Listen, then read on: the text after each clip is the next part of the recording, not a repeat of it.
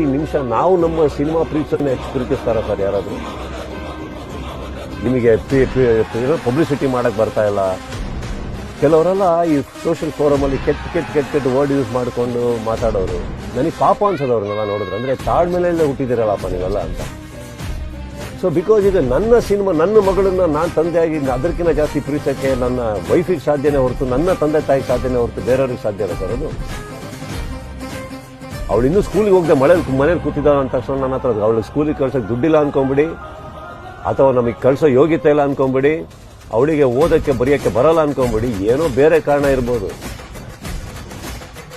ನಮಗೆ ಮುಂಚೆ ಗೊತ್ತು ವಿಕ್ರಾಂತ್ ಋಣದಲ್ಲ ಅದೇನು ಮಾಡ್ತಾ ಇದ್ವಿ ಅಂದ್ಬಿಟ್ಟು. ಸೊ ಎಲ್ಲದಕ್ಕೂ ಟೈಮ್ ತೊಗೊಳ್ತಾ ಇತ್ತು. ನಾವು ಬೈಸ್ಕೋತಾ ಇದ್ವಿ, ಅನ್ನಿಸ್ಕೋತಾ ಇದ್ವಿ.